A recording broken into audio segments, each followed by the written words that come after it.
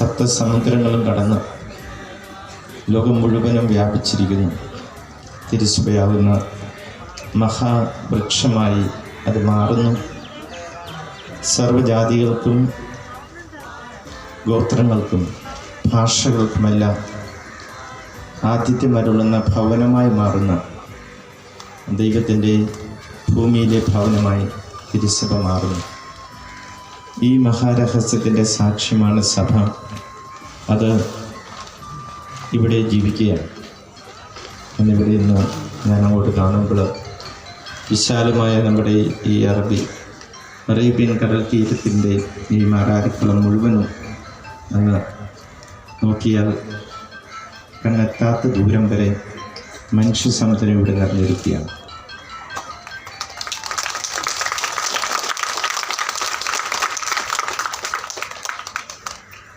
നാം ദൈവവചനത്തിന് അവകാശികളാണ്.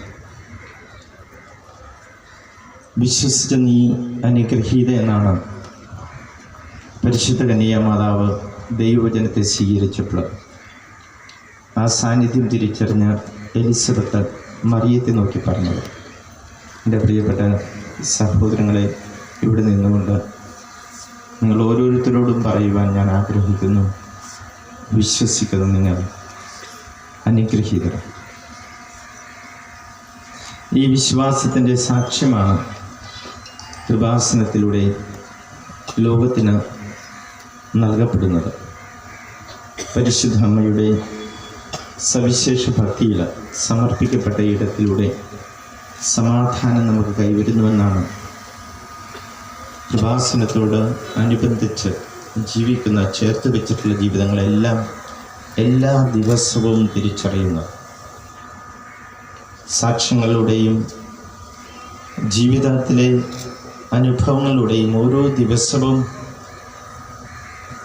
ദൈവവചനം പരിശുദ്ധ കന്യാമറിയത്തിലൂടെ ലോകത്തിന് പ്രദാനം ചെയ്യപ്പെട്ട ദൈവപുത്രൻ നമ്മുടെ ഹൃദയങ്ങൾ വസിക്കുന്നു, നമുക്ക് സമാധാനം നൽകുന്നു, നമ്മെ അവിടുത്തെ കരങ്ങൾ ഏറ്റെടുത്തിരിക്കുന്നുവെന്ന് നമ്മൾ നിരന്തരം അനുഭവിച്ചറിയുന്നു. ഈ മഹാറാലി നാം ഓരോ വർഷവും കാത്തിരിക്കുന്നത്. ഞാൻ ഹൈവേയിലൂടെയാണ് കടന്നു പോകുന്നത്, അതുകൊണ്ടാണ് കുറേ അധികം താമസമുണ്ടായത്. ഞാൻ വിചാരിച്ചു ബീച്ചായിരിക്കും കൂടുതൽ തിരക്കുള്ളത്, അതുകൊണ്ട് ഹൈവേ എടുക്കുകയായിരുന്നു.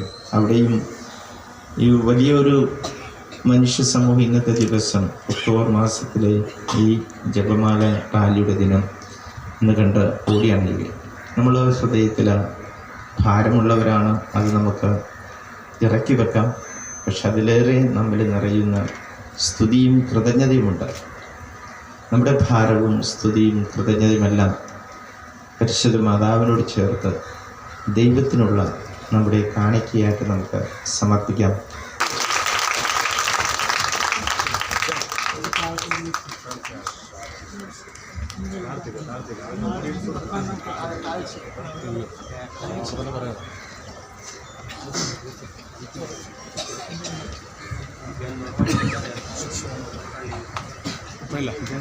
മേളില അതാ നല്ലത്.